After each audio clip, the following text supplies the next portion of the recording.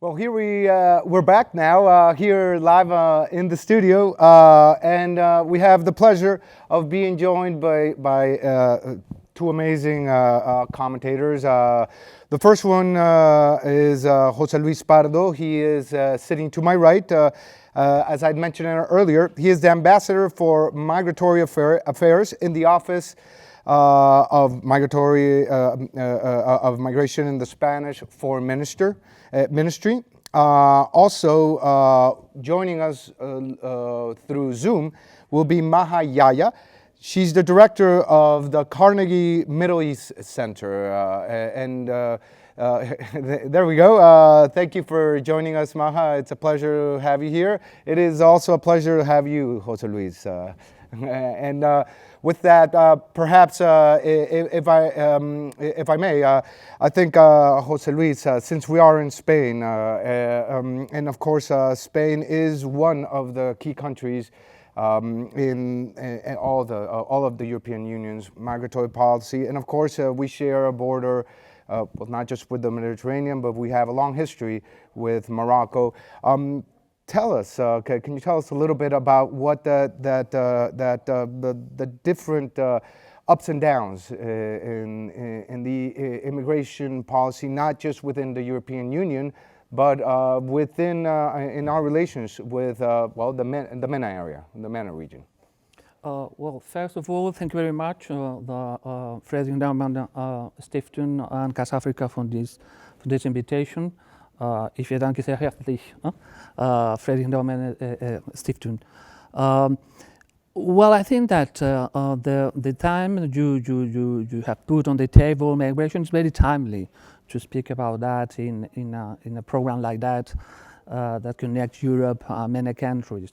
I think that it's very timely because we share, in this region we share, and it's not easy to say, sometimes when you negotiate things, migratory things with partners, but in our area, European MENA area, in deep, we share the same approach to migration. We think that migration is a phenomenon, positive phenomenon, but must be managed, must be managed well. It cannot be left to its own devices. It must be managed, and in order to, for an objective, in order to make migration more safe for the migrants. Migrants must be in the center of our preoccupations, but at the same time more regular, more orderly, as the Global Compact on Migration said, for states. For a state, it is our responsibility to manage migration, all states, destination, transit, and origin countries. Migration, as you had put, we think that I think that we will have opportunity to deepen on these themes. Is now in some countries of the European Union a divisive element. You have mentioned that we are in the eve of negotiating a new European Pact on Migration and Asylum, and we part from a crisis. 2015, we have a double crisis, an asylum crisis, Syrian crisis connected to Syrian crisis in the Eastern Mediterranean. We have an irregular migration crisis in the Central Mediterranean coming from Libya. And since 2015, a crisis that it was sudden and thus found the European Union in globally, but member states quite unprepared, we reacted quite quickly. Since 2015, we have done a lot of things. On bilateral basis, but on European Union basis. First, we have succeeded in developing a global approach to migration. Migration is not only a question of control of borders, it is too a question of control of borders, but it's a question of development, it's a question of human rights. In development of this global compact, we have a global concept of migration. We have done a lot of things, both in the internal dimension, in order to increase cooperation between member states, exchange of information. Now we can monitor quite well fluxes around the European Union. We have reinforced the European Agency of Asylum. We have reinforced Frontex, just to mention but a few. We have done a lot of things that the standard dimension, which is essential. It's absolutely essential to build up partnerships, strong partnerships with regions, We have activated Ballet process, Rabat process, Khartoum process as far as European Union is concerned. What is more important, we have built up a strong partnership with the strong and absolutely essential partners for the European Union. You can mention Turkey, Libya, Morocco, but not only two countries in the migratory routes that are far southern and are so essential for the European Union as the three that I have mentioned. And we have made strong alliances too with international organizations, UNHCR, with IOM, etc.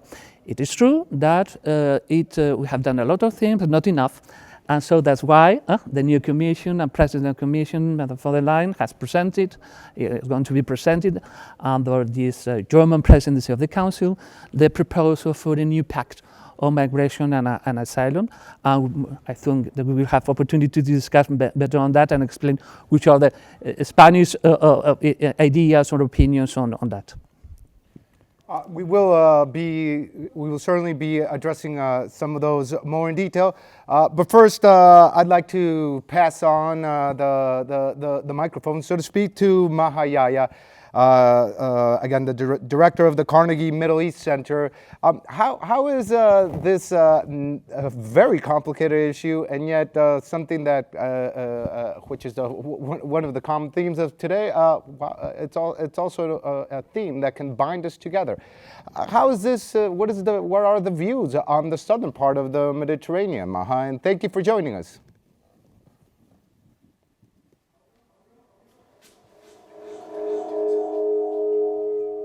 Oh, we appear to be having a few technical difficulties, but that's what happens with also with live TV. In this region, these two are intricately linked. The question of the refugee crisis obviously is a very hot and contentious one. It's a politically charged issue particularly for host countries. If we look at a place like Syria, a country like Syria, where at least 4 to 5 million of its refugees are actually settled right now or living in neighboring countries. This is coming at a time when the COVID-19 health crisis, in addition to an economic crisis in Lebanon, which is completely collapsing, and the economic ramifications of the coronavirus are ones that we are still coming to grips with. The IMF is projecting a considerable downturn in global economic activity, and more so for this region. The issue of migration and the ability of people to move across borders becomes incredibly important. If I look at Europe today, there are fundamental shortages. Europe has fundamental shortages in key areas, in key professions, if you like. And perhaps we can look at migration as an opportunity to both create new economic opportunities for both the refugees who are fleeing conflict situations, but also migrants who are looking for such opportunities, because these opportunities no longer exist in their own home countries. I take a country like Lebanon. We're expecting migration out of Lebanon to actually increase considerably. As you're probably aware, the country is going through a now exponential economic meltdown.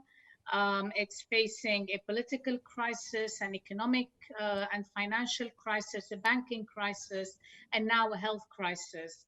To give just a couple of indications, the foreign exchange has gone from $1 equal 1,500 Lebanese liras to now $1 equals 8,000 Lebanese liras, more or less, on the black market. So the currency has lost close to 60 to 70% of its value. What this means is that for the middle class, a highly educated professional middle class, they've seen their incomes reduced by the same amount, by half at least. Many of these people are now looking, the doctors, the engineers, the pharmacists, the artists, many of them are now looking for opportunities elsewhere because there doesn't seem to be a horizon here anymore. For the refugees, this is even more dire. It's an even more problematic situation because, again, the economic crisis is also impacting them in very different ways. I think they're also moving forward as far as Europe is concerned. I think there needs to be a more equitable burden sharing approach. I don't believe that the migration and the refugee crisis is one that one country can handle alone. Germany's stance has been commendable in its approach to the refugee crisis and its leadership on this issue. And it has an opportunity to push on this further, despite all the challenges, to have a unified European position on this. But this is not a challenge that can be handled on a national basis. There has to be an equitable burden sharing lens. And the Global Compact is one such opportunity, I believe. I will leave it here. I'm sure we'll come back for more discussions. It's basically in the interest of both sides of the Mediterranean to try and find an option. Otherwise, it's going to push, people are desperate. It's going to push people to go through informal networks, which will place them at risk, at greater risk than they already are. It will encourage smuggling, etc.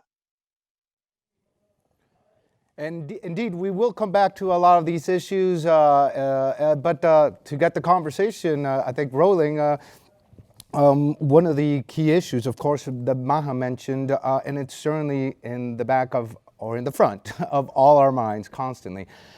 We have very little consensus, unless you correct me, on burden sharing. We've been discussing this for years. Some countries, certainly Germany, have taken a big part of the burden, and even, well, the very word burden, it comes out a little conflictual. They are an opportunity. I share Maha's views. For sure, it is if done properly, it is a wonderful opportunity for Europe. Yet a lot of Europe doesn't agree. A lot of countries, Italy, Germany, Spain, which has a different issues dealing with migration. We have been insisting for quite some time on trying to build this, and it hasn't happened.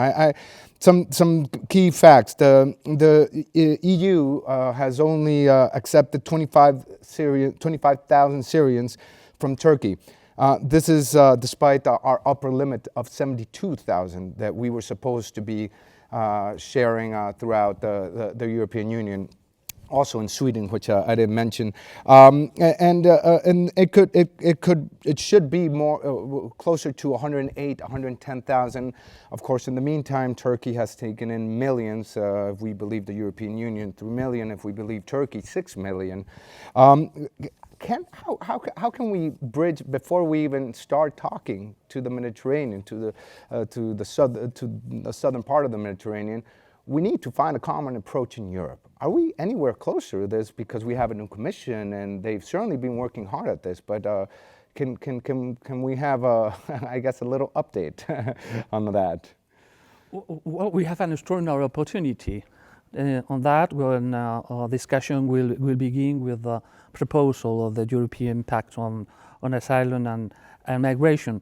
That has been long prepared from the previous Commission, and now speeded up by the new Commission. It is an extraordinary opportunity. Let me do three comments. First, on burden sharing. I would like to underline the extraordinary effort that the European Union collectively and member states have done in burden sharing. In general, speaking about mixed flux on asylum, we are obliged to that, and on migration, and especially in the Syrian crisis, where the European Union has been there, not only politically, but too financially and in a humanitarian way.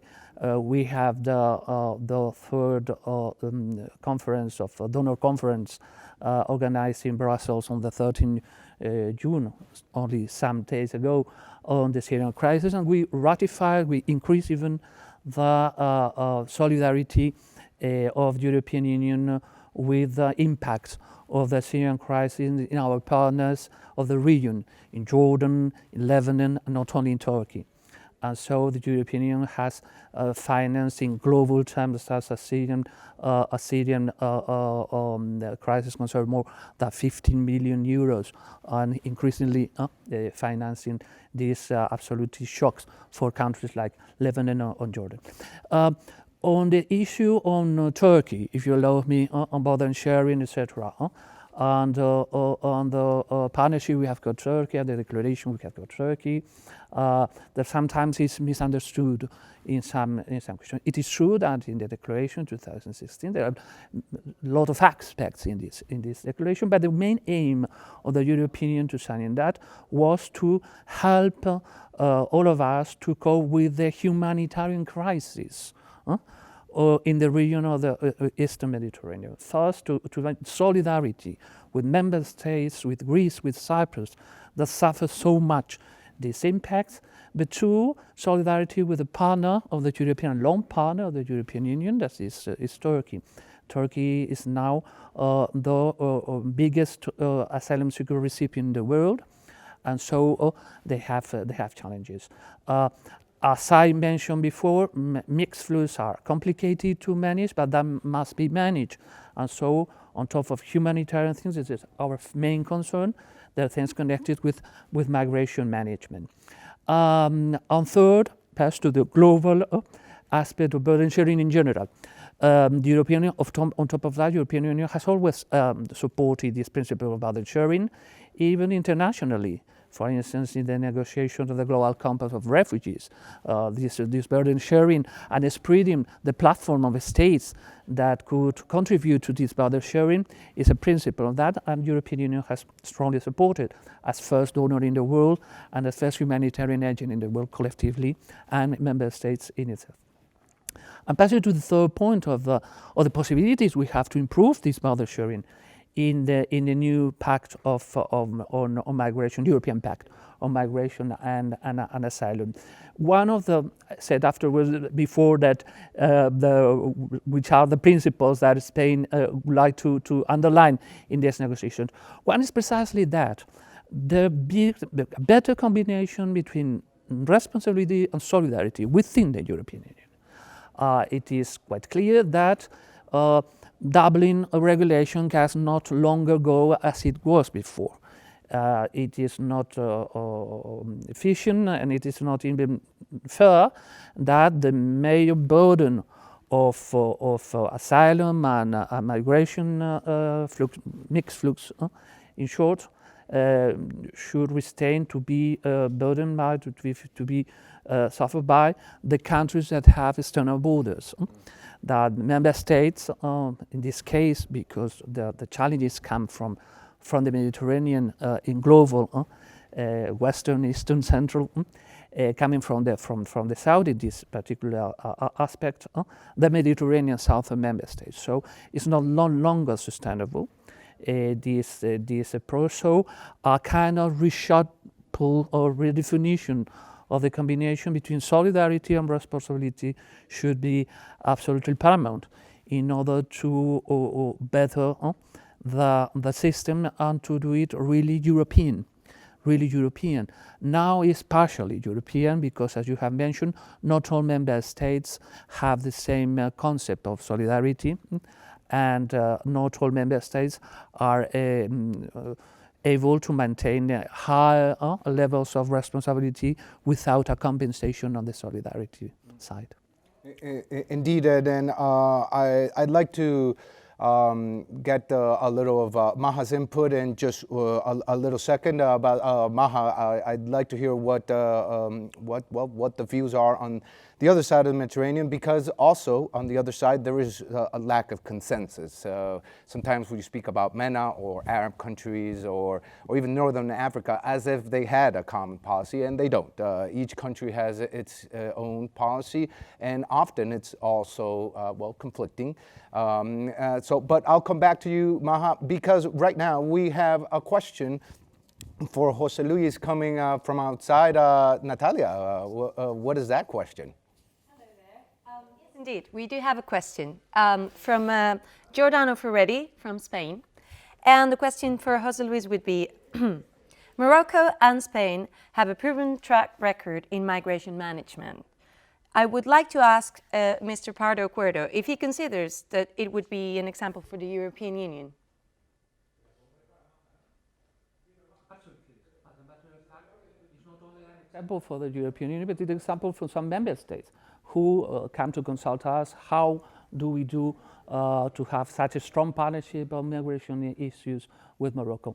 I must say that our relation with Morocco, obviously, goes far beyond the migratory issues. We are partners. We are not only neighbors, but we are strategic partners. And our level of bilateral relations is so rich, the framework is so rich that migration is only a part of it, an important part of it, but only a part of it. And it's a partnership that has been built based on frankness, on confidence, on sharing. That is very important. I underline in this divisive world, as far as migration is concerned, the sharing of principles or approach to migration. As said before, migration is a positive effect, it's a positive fact, we can say, it's a human fact, that must be managed somehow in order to maximize the opportunities and reduce the risk, because there are risks too in migration mismanagement. And the second thing that is that international partnership, cooperation, as it has been previously said by friends, migration cannot be coped unilaterally by one country or even by one region. Even the European Union in itself that has not only political will but has financial means to do things on migratory issues. We must ascertain that migratory policies are an extremely expensive policy. So not even the European Union can itself cope with the many challenges and opportunities that migration has. And I think that our relation with Morocco, extraordinary good relation with Morocco, too, in migratory issues is an example of partnership for the European Union. I must say the European Union is absolutely aware of that. We do not need to remind the European Union globally and member states individually of the importance of Morocco as a strategic partner of the European Union. Not only, I repeat, in migratory issues, but in any kind of issues. Our proximity, the potential of Morocco, the role of Morocco in the Mediterranean, in Africa, so makes of Morocco one strategic partner for the European Union. The European Union in the last months has increased their interest politically and financially to reinforce this partnership we have with Morocco in migratory terms. Excellent. Now let's, as I mentioned earlier, Maha, we'd like to very much hear a little bit of what's happening or what's on the mind of the southern part of the Mediterranean. And as José Luis was saying, in this case, in regards specifically to Morocco, but broadening out to the rest of the region, there is economic potential everywhere in the southern Mediterranean and the North Africa. It's not just the traditional historic energy ties that we've had, mostly related to gas, but also oil, Libya, Algeria, the pipeline systems. Italy and Spain and Portugal are incredibly dependent on its resources. But into the future, as David also mentioned, the renewable ties that we could build in the Mediterranean, whether it's in Morocco, whether it's in Algeria. So with that, Maha, what can Europe do besides, aside also coming up with its a common policy on internal policy on how to deal with the immigration issue? What can it do on the bottom line? And I think there's consensus on the best solution, which is help build an economy over there so that immigration can actually be managed properly to the benefit of both regions. What the countries in the south of the Mediterranean, what's the thinking over there, Maha? I mean, the region here, I think there are two levels of intervention that are needed, or not intervention. People are very sensitive to the word, but at least where Europe can help. On the one hand, as you're aware, this is a region that has at least 4 active conflicts in Syria, in Libya, in Yemen, and to some extent in Iraq.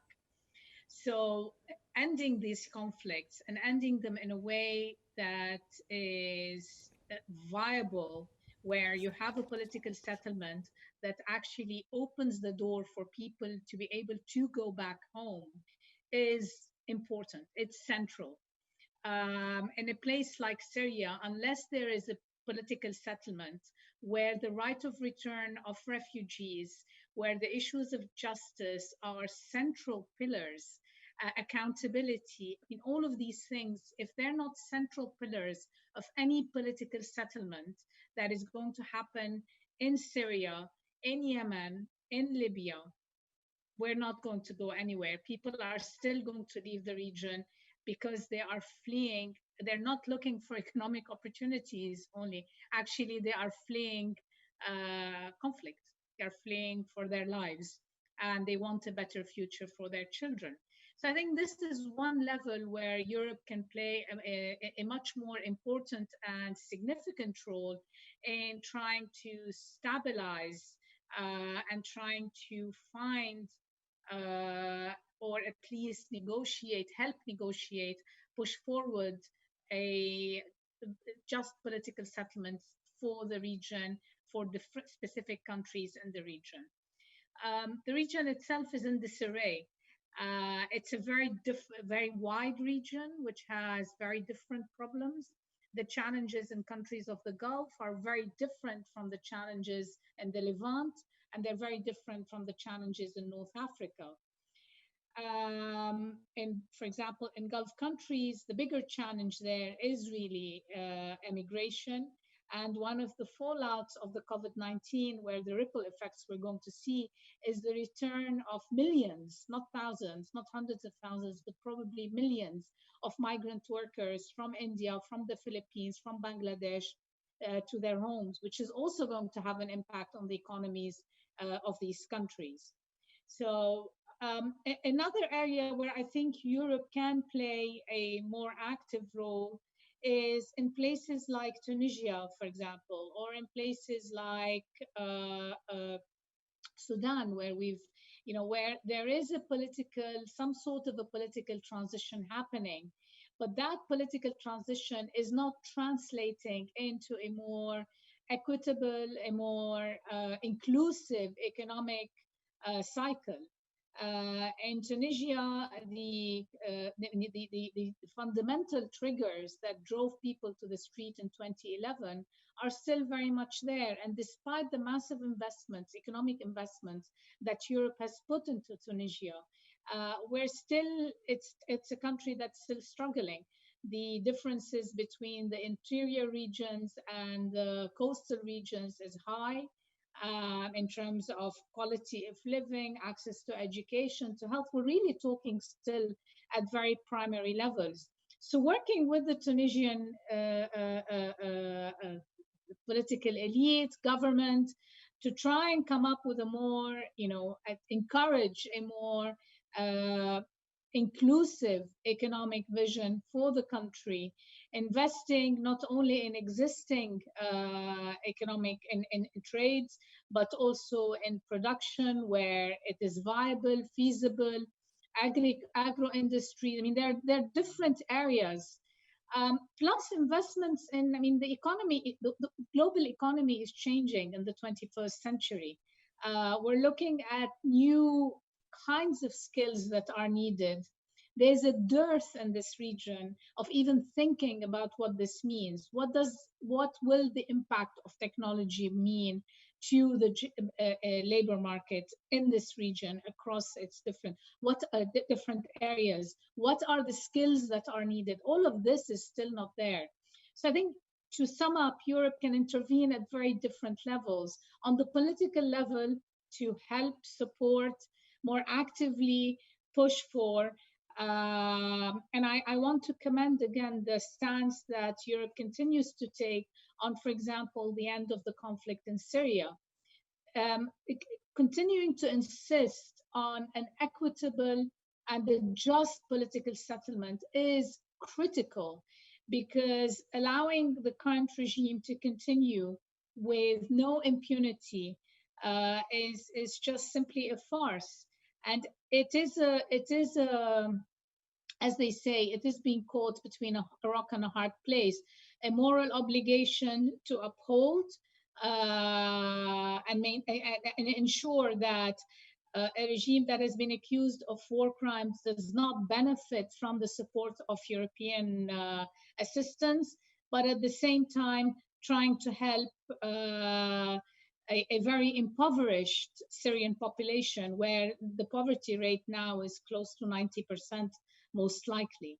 So I think it is in a difficult position, but this is where the strength of Europe can come in, to continue pushing on this front at the political level, at the economic level, looking for investing, supporting local governments in coming up with inclusive economic policies that spread the benefits of economic growth across the board, but that also begin to look at what would the economy of the 21st century look like for this region. I think, Maha, I am personally sorry, but we need to cut it short. I would personally stay here for another few hours talking about this. Thank you both and for joining us. I think we've learned a lot, and I think what the summary is, we have a lot of homework left, both here on the north part of the Mediterranean, and also on the southern part of the Mediterranean, indeed. So thank you so much, José Luis, for joining us here in the studio. Thank you so much, Maha, for joining us as well. And now.